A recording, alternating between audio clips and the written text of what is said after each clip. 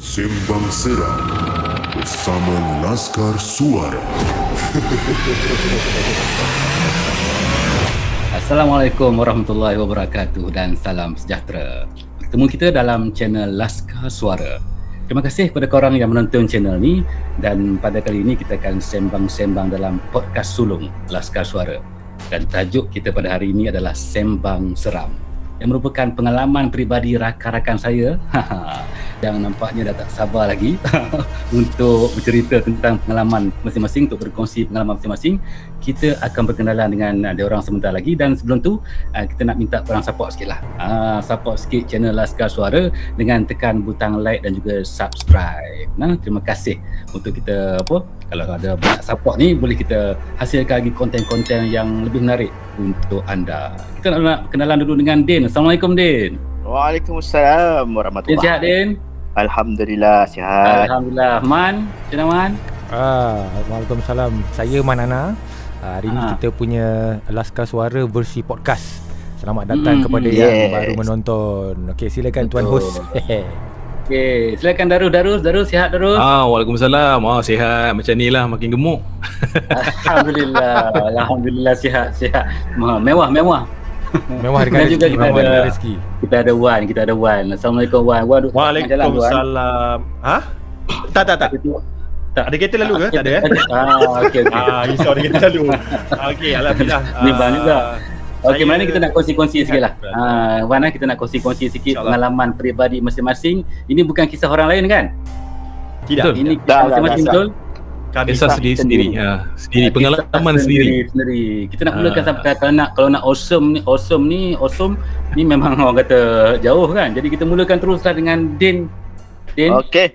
Apa kisah yang nak dikongsikan tu Din? Okey. Kisah ni bermula seawal PKP. Sebelum PKP start lah, dalam bulan 1 tahun 2020 rasanya. Tahun lepas. Tahun lepas yang PKP belum start lagi tu kan. Betul. Okey, saya PKP bulan 3. Saya sebenarnya satu-satunya anak lelaki dari sekeluarga saya lah. So jadinya tanggungjawab anak lelaki tu besar lah. Sebab arwah ayah saya masa tu tak sihat. Jadinya 2 bulan sekali saya kena balik kampung lah untuk hantar dia check up bulanan kan. Kampung di mana Din? Di Johor, Batu Pahat. Okey. Saya balik, ditugaskan nak balik kampung ni untuk hantar ayah saya lah. Masa tu weekdays, saya balik pukul 8 malam. Jadi sebelum pergi kerja tu saya packing barang siap-siap, masuk dalam kereta. Jadinya saya plan macam balik kerja tu terus cabut dah balik kampung. So rumah saya tak ikut sebab dia weekdays kan. Jadi saya terpaksa balik sorang-sorang lah. Lepas dah pukul 8 saya cabut balik, exit highway semua, drive bawa kereta. Rasa kira masa tu Din dah masuk jalan lama lah. Masa tu dah ke highway lah. Saya ikut exit highway terus. Mengantuk kan. Rasa dah penat bekerja satu hari tu. 12 jam saya kerja kan. Betul lah. So letih balik. Balik letih kan. Jadinya dah terhuyung hayang bawa kereta ni. Dalam hati aku kena berhenti ni, kita rehat je. Kalau tak ada jadi arwah pula ni kan. So betul jaga keselamatan lah. Jangan keselamatan. Itulah. So saya decide berhenti dekat kawasan rehat. Masa tu dah dekat Melaka lah, tak silap. Dalam pukul apa tu Din? Dalam pukul 10.30 lebih kot saya. Sebab KL Melaka dalam 2 jam lebih kan. Saya bawa slow je. Lepas tu tengok masuk kat kawasan rehat. Tengok ada 2 kereta ni berhenti ni. Jadinya saya pun bolehlah parking sebelah kereta ni lah. Buat teman kan. So saya buka tingkap sikit, matikan enjin, tidur, tarik kerusi kan. Ada gitu. So saya tidur lah. Saya tak tahulah, tiba-tiba macam tersedar. Tak tahu dah berapa lama, rasa dalam setengah jam kot tidur tu. Tengok tersedar, mana kereta, dua biji kereta tadi hilang pula. Sudah. Saya ni bukannya berani sangat kan, jadi yalah. Mengaku tak apa dia. Tengok kereta sebelah dah tak ada, kita dah macam alamak, dah dudap sebab kereta saya time tu satu-satunya ada kat situ, jadi macam bahaya juga. Betul. Tiba-tiba rasa lain macam. Rasa seram tu dah datang. Rasa meremang macam mana? Rasa meremang, dudap tadi kereta sebelah ada dah tak ada kan. Dia terus jadi suasana tu lain macam. So jadinya saya macam ada terperasan dekat anak ekor mata yang cakap kat ujung mata ni macam ada sesuatu yang memerhati. Sudah. Jadi saya tak berani nak toleh gitu kan. Jadi macam lain macam ni. Aku terus undur kat start enjin, terus belah. Lepas tu gerak macam biasa, dah tak ngantuk sebab dah dikejutkan oleh sosok tubuh yang berwarna putih tadi tu. Dia masih dekat ke jauh Din? Rasa dekat sebelah pintu je ni kot. Memang betul-betul sebelah. Dekat. Memang memang masya-Allah. Tak berani aku nak tengok. Dia mungkin kalau saya terlepas dengar dia masa tu pukul berapa Din sampai dekat situ R&R tu? Sampai dekat kawasan rehat tu dalam 10 lebih lah rasanya. Awal lagi awal lagi, tapi itulah tak ramai yang rehat kat situ. Ada 2 kereta je rasanya. Kawasan makan ke macam kawasan makan ke kawasan hentian ke hentian ke hentian ni kot. Hentian rehat. Rehat dan rawat untuk kita rehat, pergi buang air semua tu. Tak ada orang niaga kan. Yang tak ada kedai-kedai. Kalau siang kan mesti ada kedai kan, bergerai-gerai kan. Ni tak ada. Betul. Jadi dia sampai dengan selamat kan. Okeylah. Alhamdulillah lah, dah tak ngantuk, dah dikejutkan dengan benda putih tu, jadi segar sampai ke rumah. Okey. Lepas tu dah sampai pun dalam, saya bawa slow je, dah malas nak bawa laju kan. Dalam pukul 1, 12.30 pukul 1 gitulah. Dah sampai, salam mak ayah, mandi, makan, sembayang. Lepas tu dah time nak tidur ni. Dekat bilik. Saya memang jenis yang tak berapa nak berani tidur buka lampu.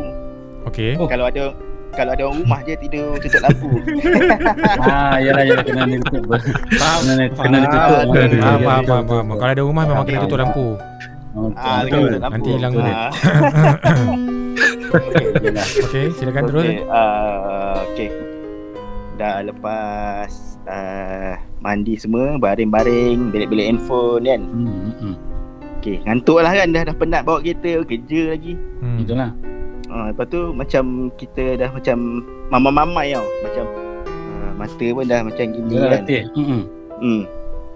Lepas tu saya macam ada terperasan susuk putih lalu depan.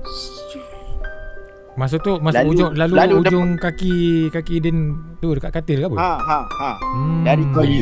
Dari kiri ke kanan tau. Dia taklah macam orang jalan kan gini kan.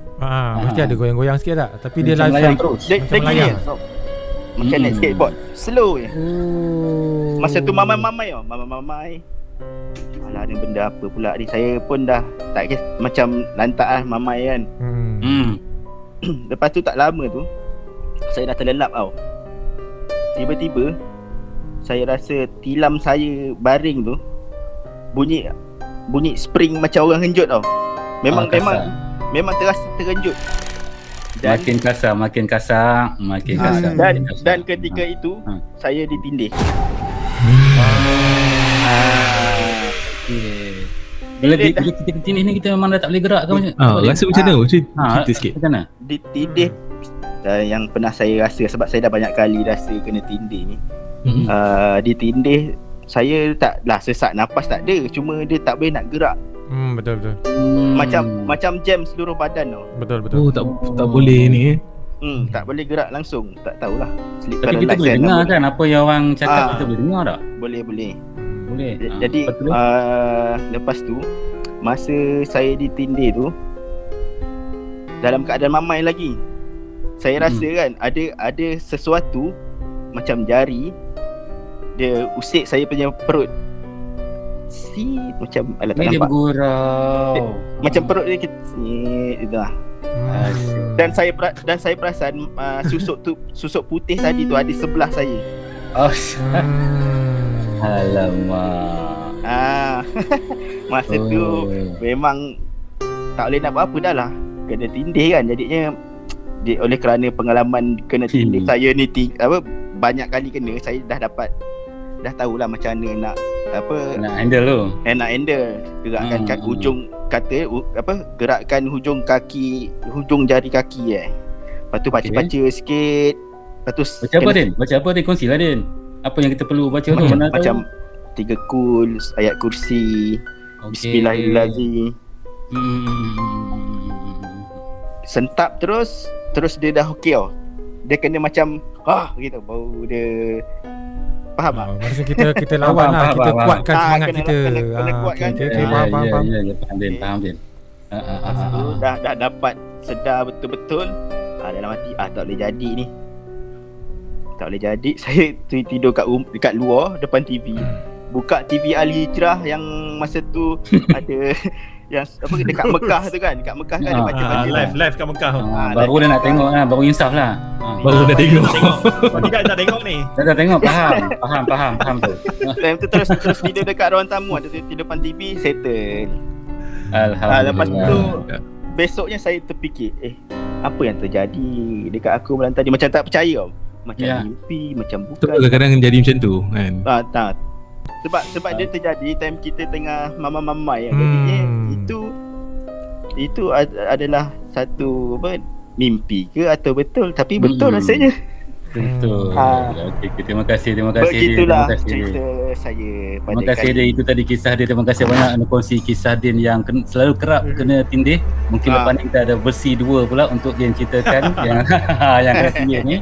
Kita nak terus bersama dengan Man pula. Nampaknya Man pun bukan jarang-jarang ni dengan public phone belakang tu kan. Mungkin kisah kisah public phone ke apa ni. Silakan Man, apa yang Man nak kongsikan tu? Terutama saya ucapkan terima kasih kepada anda yang menonton. Seperti mana yang Cik Syed kita cakap tadi, jangan lupa subscribe, like and share. Kita kongsikan sama-sama pengalaman, mana yang bermanfaat kita boleh ambil, mana yang agak-agak benda yang tak baik daripada kami tu jangan diikut.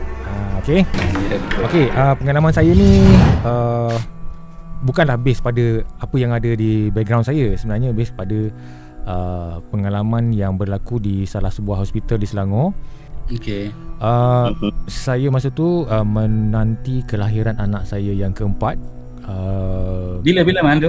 Tahun bila? 2011 rasanya, 2011.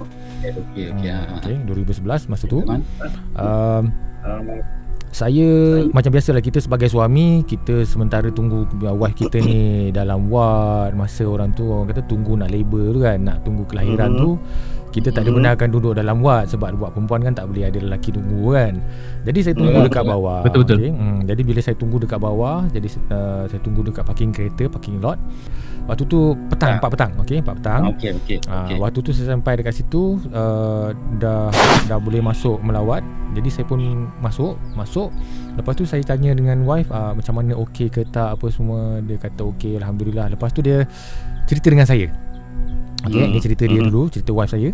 Dia kata malam tadi dah 2 malam dia duduk dekat situ. Anak-anak ataupun baby-baby yang lahir dekat situ, diorang ni, anak-anak dia ni bila sampai je pukul 11 lebih malam, diorang akan menangis. Menangis tu seorang-seorang. Dia bukan menangis semua, tak. Mula-mula dia bergilir.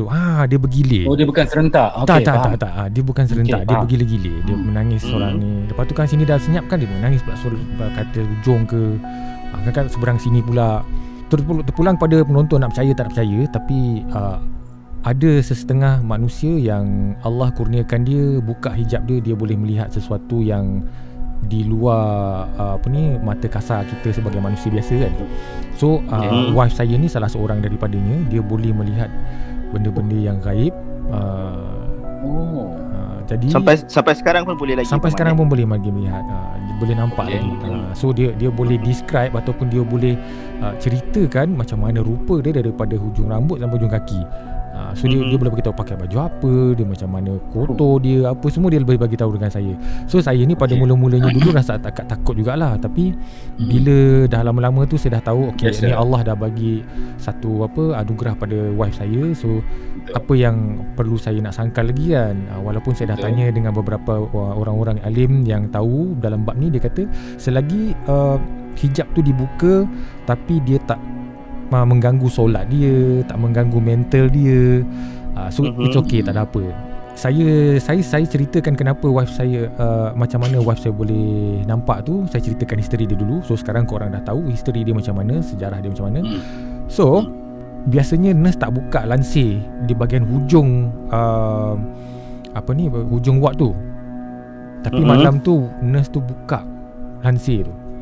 Bila nurse tu buka lansir tu, secara tak langsung wife saya ternampak satu lembaga hitam. Di sebalik lansir atau di luar tingkap? Di luar tingkap. Oh, di luar tingkap. Okey. Dia berjalan daripada kiri ke kanan, dia berhenti kat tengah-tengah tingkap. So daripada situ wife saya kata, oh, jadi inilah punca kenapa budak-budak kecil ni semua menangis. Kan? Okey, yang menambahkan lagi itu tak cukup seram lagi tau. Yang menambahkan seram dia lagi, kalau kita nak fikir logik, orang kot lalu kat luar tu. Ya, mungkin. Bro, tingkat 5 bro. Tingkat 5. Tingkat sebelah tu tak ada koridor. Oh, maksudnya bukan koridor. Dia tak ada koridor. Faham. Dia terbang.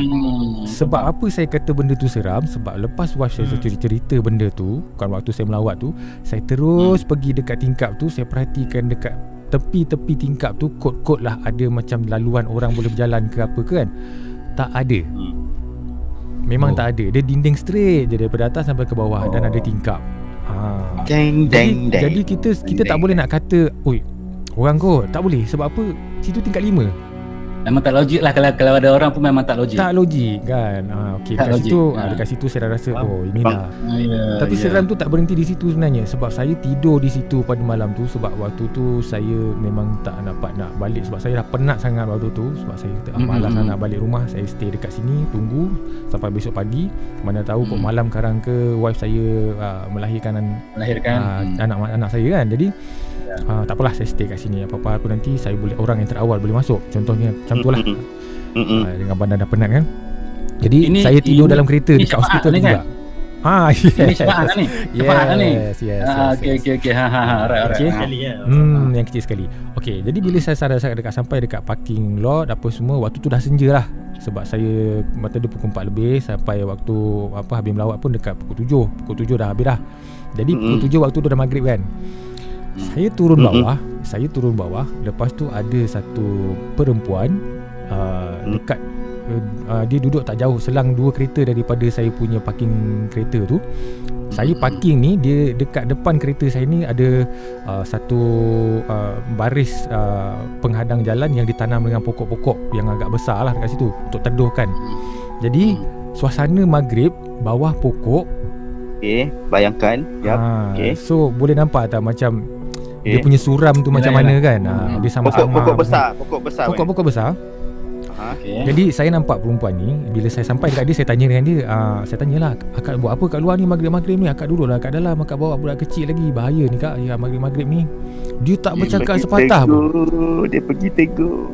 Yelah kita bukan sebab peramah ni. Sebab kita kan secara logik kan, kalau kita pergi secara logik, kalau korang pun mesti korang buat benda yang sama kan. Sebab korang nampak perempuan tu mungkin dia ada masalah ke, tengah tunggu husband dia ke kan. Daripada akak tunggu dekat sini, baiklah tunggu dekat dalam tempat yang lebih selamat, ada cahaya lampu, ada orang kan. Betul. Nah, dia tak cakap apa-apa, dia just daripada dia, contoh sekarang ni dia menghadap macam ni, dia terus pusing macam ni. Dia punya pusing tu macam saya pusing sekarang ni, dia pusing macam tu je. Faham tak? Dia pusing tu. Sebab apa? Saya waktu tu saya memang tak fikir nak tengok kaki dia ada ke tak ada ke, semua tak nampak. Sebab apa? Lagi satu terlindung dengan kereta yang ada dekat area situ. Okey. Faham. Jadi bila dia pusing aja macam ni, saya kata tak apalah, sombong nampak kan. Aku dah cakap dah, aku nak bagi tahu, aku nak tolong je kan. Nanti kalau anak kau melolong tengah-tengah maghrib, kalau anak kau melolong tengah-tengah maghrib sekarang, kau terimalah nasib kau kan. Aku tak tahu kan. Saya pun masuklah dalam kereta. Masuk gup aja tutup kereta, dia ada sebelah saya. Tak mana tu? Sebelah cermin dalam kereta, dekat luar kereta, tapi sebelah penumpang. Dia ada dekat depan. Bila kita masuk kereta, kita mesti boleh nampak apa yang berlaku dekat depan kita, betul tak? Betul kan? Tutup aja pintu, kita boleh nampak kat depan ni. Tapi bila kita tutup je pintu, kita tak nampak bila masa perempuan tu pergi sebelah sini. Yang saya nampak cuma dia gendong kat anak kau. Yang saya nampak cuma dia gendongkan anak dia je. Dekat sebelah tu. Saya bawa anaknya tu nampak tak? Anaknya tak nampak. Dia just macam kain putih, tapi kain putih tu macam gelap-gelap sikit. Gelap-gelap sikit. Dia tak ada. Sedangkan maghrib kan. Jadi kita tak apa nak nampak. Tapi saya nampak yang dia tengah pegang tu macam baby. Okay, saya nak tanya Abang Man. Okay. Okay, macam mana rupa perempuan tu Abang Man? Tak nampak. Dia rambut. Sebab sekarang ni macam ni tau. Macam mana korang tengok korang punya background sekarang, macam tu je. Macam background Safwan kan. Korang nampak pokok tu, nampak dia punya bentuk pokok, tapi kau tak nampak sama-sama macam mana rupa pokok tu sebenarnya.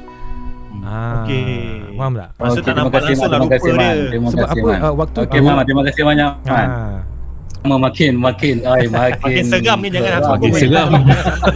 Meremang.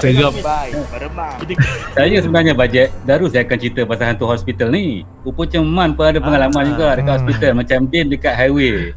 Kan ni kita nak tengok Darus nak cerita pasal apa. Adakah dekat hospital atau apa? Silakan Darus. Saya punya cerita ni tak ada kena-mengena dengan hospital lah. Ni memang pengalaman sendiri masa kecil-kecil dulu. Cerita saya ni berlaku masa saya ni berusia dalam lingkungan 9 tahun lah kalau saya tak silap masa tu. Darjah 3. Darjah 3 lah kan. Masa kira dah boleh berfikir lah Betul. Masa tu ayah saya ni kerja outstation tau. Dia selalu pergi outstation. And dia waktu tu dia pergi ke Penang. Tinggal family dalam lebih kurang dalam 5 hari. Lepas tu dia habis bertugas hari tu, satu hari tu dia habis bertugas dan dia jalan-jalan lah kat Georgetown cari makan apa kita tak tahu.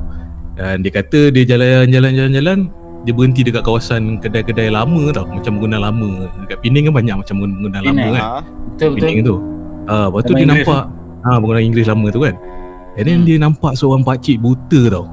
Pakcik ni buta sebelah kiri, tapi dia melukis potret dekat tepi jalan. And then dia macam kedai-kedai tu dah tutup. And then dia dekat depan tau, dia gantung-gantung tulisan. And then dia melukis potret. Dia menunduk melukis. And then dia pun tertarik lah sebab lukisan tu ayah saya cakap tadi, lukisan tu real dan halus lah seni dia. Bapak saya ni orang seni sikit, minat seni, minat muzik. And then dia berhenti. And then dia sapalah makcik tu, Assalamualaikum makcik. Dia tak menyaut. And then dia pandang menoleh je lah. Dia cakap nak apa? Macam tu lah, nak apa? Macam gitu je? Nak apa? Nak apa? Dan then bapak saya pun dah pakcik ni cakap macam ni disebabkan dia ni teringat mak saya punya birthday dah dekat. Mak saya pun memang minat kat lukisan, artnya orang jugalah kiranya.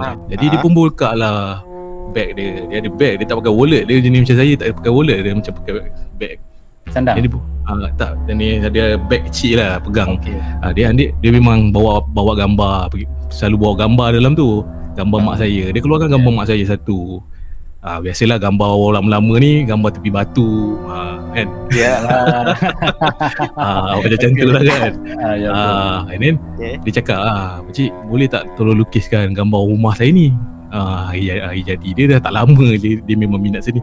Pakcik tu ambil lukisan tu, dia tulis sikit je. Lepas tu dia cakap, dah siap nanti dalam setengah jam datang balik. Cara cakap seram. Masa tu waktu dalam pukul berapa? Petang dalam pukul 4-5 petang macam tu lah. Yang dia dah habis bertugas kan. Siang, ni siang, memang siang. Ini bapak saya ni tanpa ni kan macam lantak orang tu ni macam tak nak layan lah, tapi disebabkan dia minat dengan seni tu tadi, dia kata biar lantak dia lah. Dia pergi makan nasi gandak. Tinggalkan gambar tu, tinggal gambar tu tadi. Pakcik saya pergi makan nasi gandak kan. Jadi main dia pun macam tak nak layan kan. Dia pergi dalam setengah jam lepas tu dia datang balik. Datang gambar dah jadi. Gambar potret memang cantik gila bapak saya cakap. Template memang cepat gila orang ni melukis dan siap colour tau. Dalam 45 minit ni dah siap colour. Memang lawa gambar tu, gambar potret. Cuma gambar tu tadi gambar pegang batu kan, dia macam gambar macam ni lah, gambar macam belakang saya ni. Gambar pandang, memandang. Dia buat mak saya tu gambar pandang tapi dengan muka yang bapak saya pun cakap, kenapa gambar ni tak senyum? Pakcik lain daripada gambar yang memang realistik lah. Memang pandai dia lukis. Saya pun tengok gambar tu. Ada lagi gambar tu Darul? Tak, lagi ni cerita tu. Dia penghujung nanti tahu sebab gambar tu. Itu dia. Jangan spoiler. Okey, dan gambar tu tadi saya sendiri tengok, saya zaman tu umur 9 tahun saya tengok pun takut gambar tu. Macam real sangat, terlalu real. Lepas tu bapak saya pun ambil gambar tu, bayarlah pakcik tu. Bayar pakcik sebab dia ada price tag kan, ada RM50 gambar potret, 50 apa semua. Pakcik macam gambar harga macam ni ke? Dia kata tak apa, ambil. Macam tu je. Berapa pakcik? Ambil je lah, bagi bini hang. Marah. Mana dia bagi free je lah gambar tu. Bagi free. Biar pakcik. Lepas tu bapak saya tak nak, bapak saya selit dekat bawah dia punya watercolor.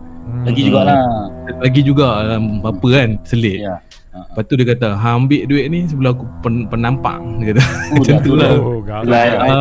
Kasar, makin kasar. Dia pun tak apalah orang tua ni dah kenapa kan. Tak apa pakcik, masih banyak lah kan. Hang bagi je lah bini hang, nak kata nak bagi hadiah dia. Macam tu lah dia kata. Okay. So dia pun balik lah. Okay, dah habis station tu balik rumah apa semua macam biasa. Sambut hari jadi apa semua biasalah. Ini dia bagi lukisan tu. Mak saya tengok lah. Ui, lawa kan gambar ni, abang beli mana kan? Buat kat mana, cantik gila, memang minat lah. Saya pun dalam masa sama, lawa. Mak saya gantung gambar tu dekat dalam bilik. Bilik dia lah. Masa besar tu lah gambar tu. Gambar potret besar lah juga. Besar lah, kan macam kecil-kecil je, dia lukis kecil-kecil. Bukan lah. Tak besar, boleh lah, boleh gantung ni. Dia faham. Bapak saya dah buat elok-elok dalam frame elok-elok. Ini dah gantung dekat dalam bilik. Dan bilik tu, masa tu saya jarak dengan adik saya jauh. Masa tu adik saya kecil lah. Jadi saya ni penakut. Memang tidur pun dengan mak lagi. Masa tu macam Din. Lepas tu dalam 2-3 hari tu bapak saya kerja malam pula. Lepas tu tinggal saya dengan mak saya dengan adik saya seorang kecil. Saya main dalam bilik, tidur kat dalam bilik, semua main-main kat dalam bilik lah. Mak saya jaga adik kat orang tamu kat bawah. Saya sejak pada tu dah gantung gambar tu, saya sejak gambar digantung, saya rasa macam tak senang hati tengok gambar tu. Jadi rasa macam mana Darus? Tak suka tengok gambar tu. Apa tak? Gambar tu gambar muka mak saya, tapi mak saya muka yang mak saya ni orang dia ceria. Ya betul. Senyum, tapi gambar tu macam marah tau. Marah, ini pandang terus ke saya selalu bila saya balik mengaji saya tengok gambar. Nak letak Al-Quran ke apa, macam tengok gambar macam tengok saya. Lepas tu satu hari ni nak jadi cerita, mak saya dengan adik saya kecil dekat ruang tamu. Ini saya buka dalam bilik lah, baring-baring lepas mengaji. Sambil baring, sambil tengok lukisan tu. Dalam masa yang sama, tengok pandangan dia makin tajam lukisan tu.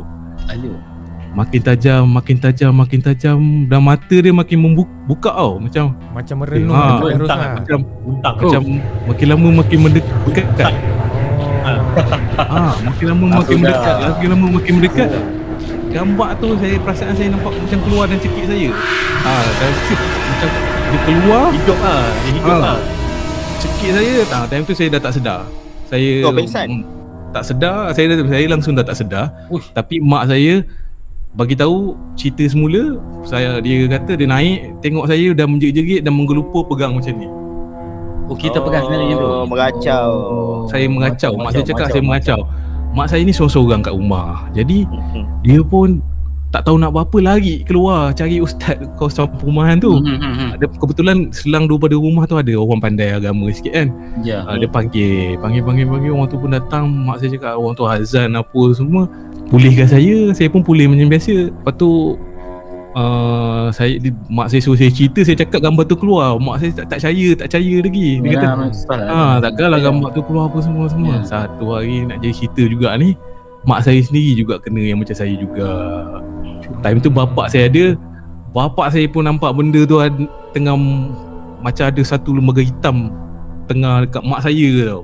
Attack pak. Terus bapak saya ambil gambar tu, bawa pergi kat pakcik saya yang dia pandai sikit lah kan, bapak ni. Dia kata ada orang tumpang barang dekat tempat gambar hang ni, dia kata. Jadi hang nak tak nak hang kena bakar gambar ni. Hang sendiri kena bakar.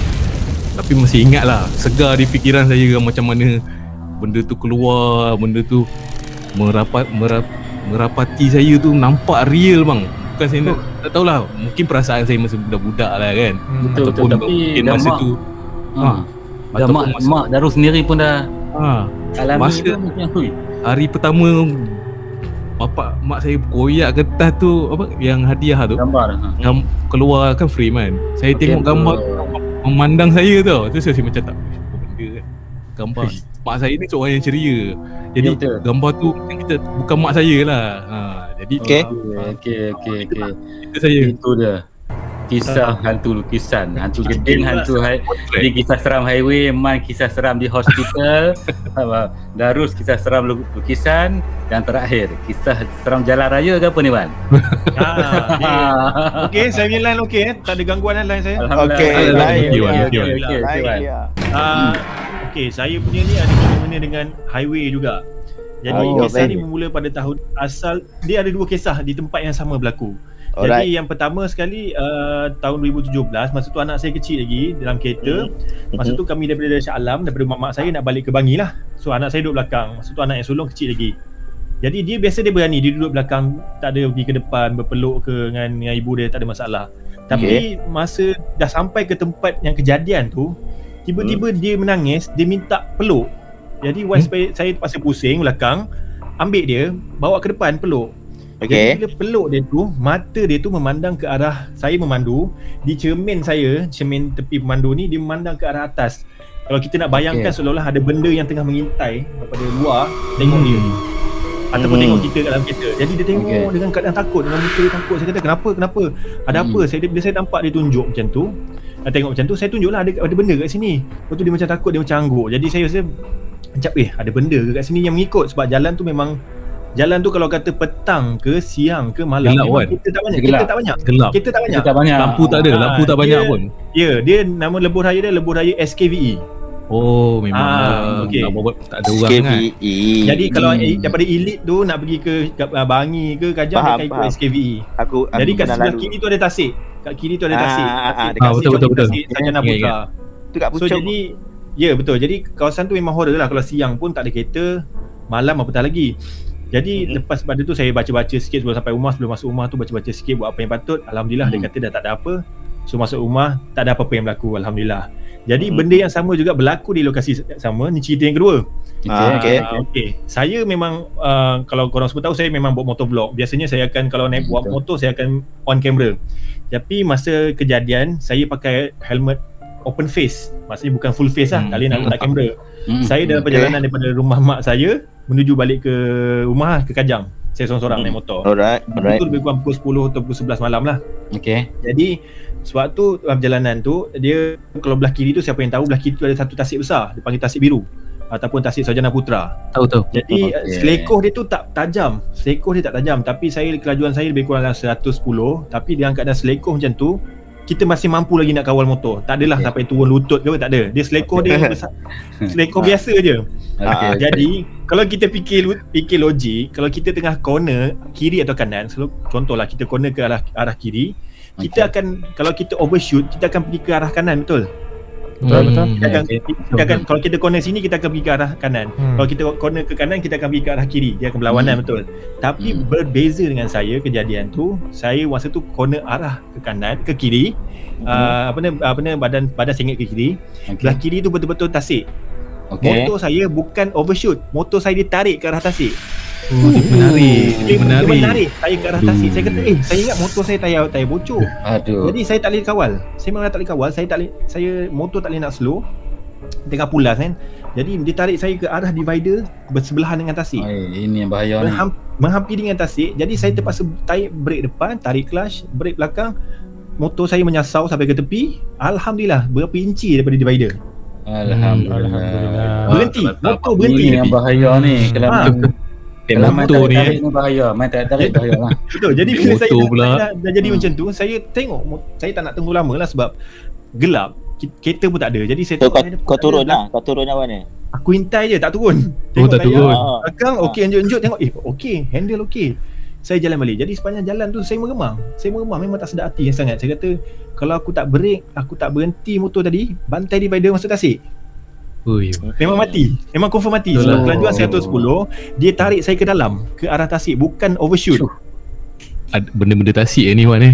Mungkin sebab benda, bila saya ingat balik, saya sembang dengan wife saya, tempat yang sama berlaku, yang berlaku pada anak saya tu berlaku pada saya. Sebab apa? Kalau belah kanan tu ada satu sekarang ni dia tengah buat apartment. Lokasi itulah start anak saya menangis, dan start itulah corner tu jugalah yang saya berlaku pada saya masa saya naik motor tu. Jadi nasihat saya, yang mana yang menonton, kalau lalu SKWE waktu malam, mungkin orang ramai tahu, hati-hati, jangan laju sebab kawasan tu gelap. Betul. Horror. Lagi satu kena sentiasa beringat lah bila lalu dekat tempat-tempat macam tu, sentiasa beringat. Jangan leka, jangan lalai. Sebab dia hampir meragut nyawa tau. Dia bukan sekadar hantu ni, biasa kita dengar dia kacau-kacau, tapi gerak saya kata memang benda gangguan lah. Tapi ni hampir meragut nyawa. So alhamdulillah. Kena hati-hati. Betul, apa-apa hati-hati. Sampai tempat yang kita tak biasa pergi, yang tempat yang gelap, hati-hati lah, jangan laju. Satu tak ada siapa nampak Wan. Kok ada orang stop tak ada. Jujur saya kata masa tu saya hanya motor saya sebiji saja dekat atas jalan raya tu. So mana lepas saya dah berhenti tu, saya jalan tu baru ada sebiji kereta. Tapi laju lah kereta tu. Memang kalau kereta tu pun tak berani lah, kalau apa-apa saya berhenti tepi jalan, saya rasa dia pun tak berani tolong. Dia pun tak berani tolong. Selamat Wan tak pakai kamera Wan, kalau dapat footage tu. Itu cantik tu. Kisah tu juga yang sama saya ada cerita kat dalam YouTube channel saya. Tapi apa nama YouTube ni channel Wan tu? Wan, kongsikan Wan kat rakan-rakan. Safwan Channel. Korang boleh tengok, ada tulis nanti Safwan Channel. Kita singgah.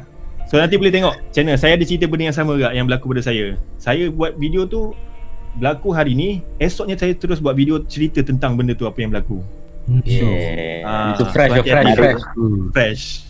So saya duk bayangkan kalau tak ada siapa lalu, kalau Wan bukan kita minta lah. Betul. Kalau jadi apa-apa kalau ke dalam tasik tu macam tak ada siapa tahu tu kan. Macam mana kita bayangkan tu kan. Betul. Kalau boleh nak cerita, kalau jatuh tu memang, kalau dengan motor-motor masuk memang tak ada orang jumpa lah. Mungkin orang jumpa mayat je lah kan. Tapi minta jauh lah kalau benda tu. Minta jauh lah, betul. Tak jauh lah benda tu. Tapi memang kita fikir logik akal, overshoot patutnya aku ke kanan. Tapi patut dia buang kan. Memang buang ke kanan. Corner tak tajam. Corner tu tak tajam. Biasa je. Biasa je, tapi motor saya ke dalam, ditarik ke dalam. Menarik macam seolah-olah ada yang memegang handle tu, tarik masuk ke dalam. Saya tak nak lawan, tak boleh. Hanya brake je yang jadi yang bantu. Motor berhenti. Alhamdulillah, saya baik. Terima kasih Wan. Terima kasih Din. Terima kasih Man Harus. Kadang-kadang kita tak percaya atau benda-benda ni, bila kita alami sendiri, sebenarnya ada tau. Berlaku benda ni. Macam saya tak pernah dengar lagi ni, cerita yang korang cerita ni saya tak pernah dengar. Biasa dengar cerita yang biasa-biasa ni kan. Memang luar biasa. Terima kasih lah. Terima kasih semua kerana meluangkan masa untuk kita kongsi-kongsi dengan member-member kita dekat channel Laskar Suara ni kan. Kisah-kisah seram. Dan kalau ada member kita, penonton-penonton yang ada pengalaman-pengalaman yang seram, boleh kan komen dekat bawah sini kan. Boleh tahu apa ni, kita boleh live dengan dia orang ke, kita nak sama-sama dengan dia orang, semua boleh dekat bawah ni komen. Okey, sekali lagi jangan lupa like dan subscribe channel Laskar Suara untuk kita hasilkan banyak lagi konten-konten untuk anda semua. Jadi sekian dulu sembang seram pada kali ini. Kita jumpa lagi di lain masa, insya-Allah. Okey, ada apa nak cakap lagi? InsyaAllah kami akan datang dengan video-video yang baru yang akan datang lagi fresh, kisah-kisah yang mantap. Yes. InsyaAllah. Terus support Laskar Suara. Terima kasih. Assalamualaikum. Alright. Waalaikumsalam. Bye-bye. Jumpa lagi. Bismillahirrahmanirrahim. إنما ذلكم الشيطان يخوف أولياءه فلا تخافوهم وخافون إن كنتم مؤمنين. Sesungguhnya yang demikian itu ialah syaitan yang bertujuan menakut-nakutkan kamu terhadap pengikut-pengikutnya. Oleh itu, janganlah kamu takut kepada mereka, tetapi takutlah kepadaku jika betul kamu orang-orang yang beriman. Surah Ali Imran ayat 175.